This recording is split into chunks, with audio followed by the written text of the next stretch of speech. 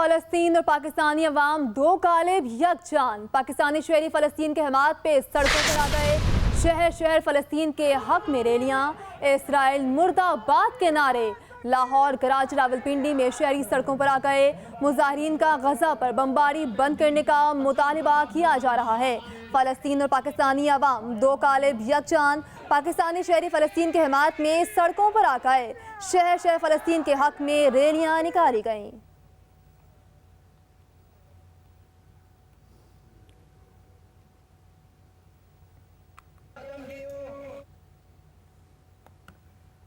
निगरान वज़ीर आज़म इस वक्त मीडिया वफ़द से गुफ्तगू कर रहे हैं। जो गैर कानूनी तौर पर मुकीम लोग हैं, हमारी पॉलिसी है उनको वापस भेजने की और इंशाल्लाह हम भेजेंगे।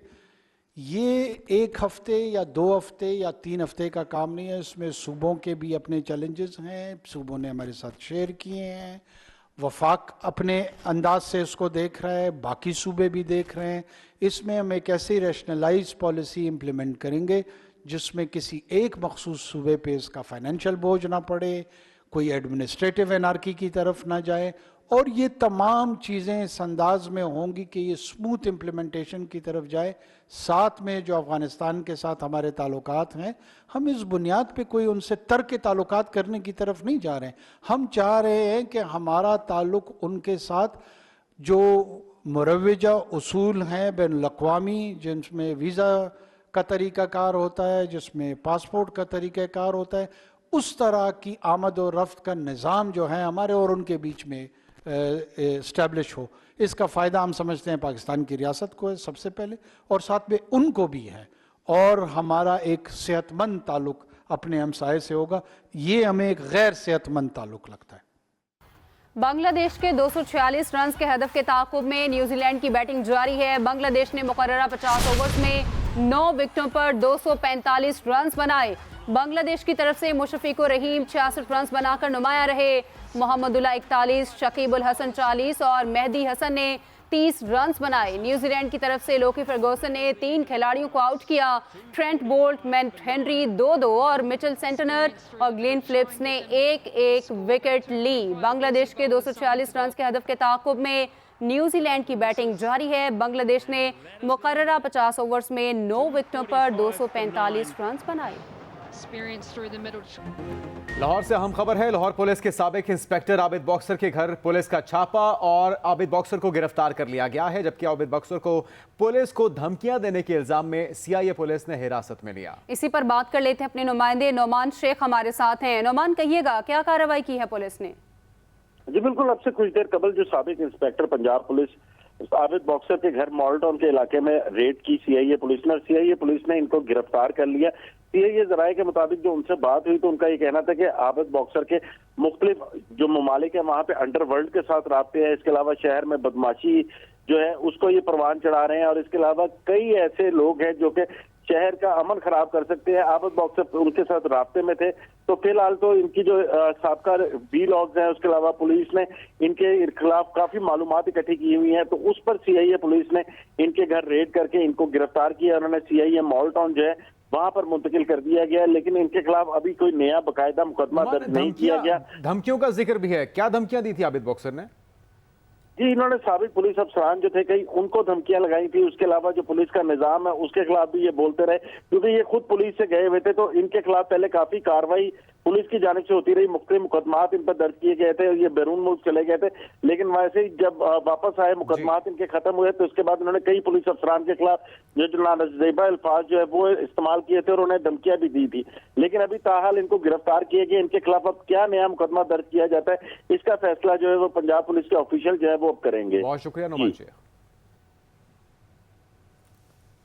अवाम की खिदमत में सिर्फ नवाज शरीफ अहल करार पाए। मरियम नवाज कहती हैं, महंगाई से निजात दिलाने में नवाज शरीफ के सिवा सब नाअहल साबित हुए। नवाज शरीफ आ रहा है, महंगाई से निजात, पाकिस्तान का मुआशी बहाली का हल साथ ला रहा है। महंगाई को एक ही शख्स ने खत्म किया, वो है नवाज शरीफ। अवाम जान चुके हैं कि नवाज शरीफ वजीर आजम होगा तो मुल्क चलेगा, उनका घर चलेगा। पाकिस्तान को अमीर बनाना, अवाम की महंगाई से जान छुड़ाना नवाज शरीफ का एजेंडा है। नून लीग आज शेखुपुरा में मैदान से जाएगी, जबकि पार्टी सदर शहबाज शरीफ जलसे से खिताब करेंगे।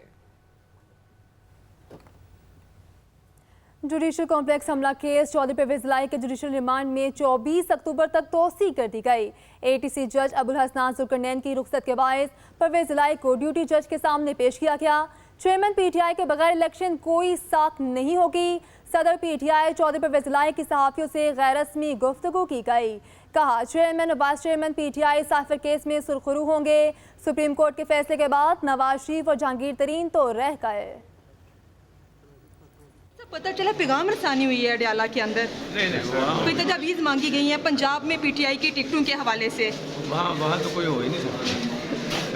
मेरा आपस में राब्ता जो है ना, जी किसी का किसी के साथ हो नहीं सकता। वो जब जज साहब आए हैं तो उन्होंने फिर उनकी वो दीवार भी कराई है। मेरी तो दीवार अभी बनी हुई है। ठीक है, जज साहब ने दीवार करवाई है कि बात करवाई है? नहीं, बात नहीं करवा सकते। ठीक है, वो उन्होंने दीवार कराई है, उससे कुछ बेहतरी हुई है।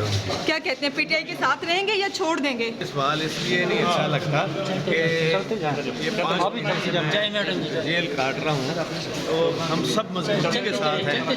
और अभी जब इलेक्शन की डेट जो कह रहे हैं कि जल्दी आ जाएगी और इलेक्शन का माहौल बनेगा तो सब कोई इंशाअल्लाह ताला आज़ादी के बगैर तो हाथ बांध के तो हमारे थाने किसी इमरजेंसी सूरत हाल के लिए तैयार नहीं।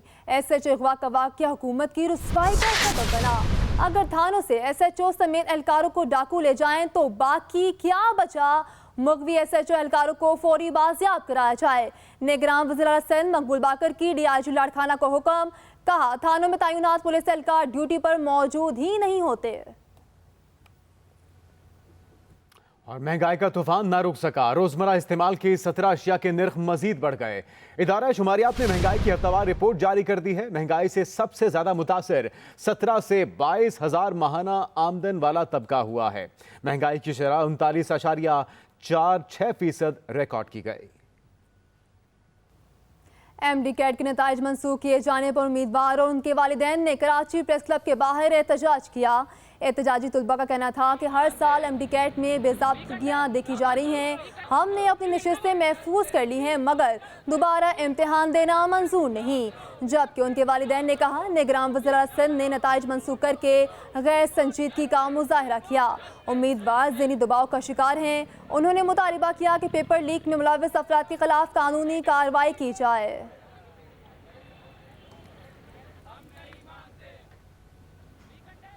महकमा माहौलियात के एंटी स्मोक स्क्वाड ने कार्रवाइयों का सिलसिला शुरू कर दिया है। आलूदगी फैलाने वाले प्लांट्स को गिराया और बिजली मुनक़ता की जा रही है। लाहौर में 21 पावरलेस प्लांट्स की बिजली कनेक्शन मुनक़ता करके आखिरी वार्निंग जारी कर दी गई है। इसी पर बात कर लेते हैं, अपने नुमाइंदे अफजाल तालिब हमारे साथ हैं। अफजाल, इस हवाले से बताइएगा। जी बिल्कुल, चूंकि अब सर्दियों की आमद है तो स्मोक के हवाले से जो है पूरे लाहौर पूरे पंजाब की इंतजामिया जो है वो अलर्ट जारी किया गया। इसलिए महकमा तहफ़्फ़ुज़ माहौलियात ने शहर के मुख्तलिफ इलाकों में ऑपरेशन के, इस तरह से इंतजामिया ने भी जो है अपनी कार्रवाई का आगाज शुरू कर दिया। तो इस वक्त लाहौर में 37 जो है फैक्ट्री जो धुआं और आलूदगी फैलाने का बायस बन गए, उनके तमाम जो है कनेक्शन मुनक़ता कर दिए गए। इसी तरीके से लाहौर में सरहदी इलाके में जो है वो चावलों की फसलों को आग लगाने वालों पर मुकदमा दर्ज कर लिए गए और 7 जो बड़ी इंडस्ट्री जो कार्बन पैदा कर रही थी प्लांट्स के खिलाफ एक्शन लिया गया है। शुक्रिया अफजाल, आप हमें अपडेट कर रहे थे। न्यूज़ स्टूडियो अब तक के लिए इतना ही। मज़ीद खबरों के लिए विजिट कीजिए express.pk। देखते रहिए एक्सप्रेस न्यूज़। रखिए हर खबर पर नजर।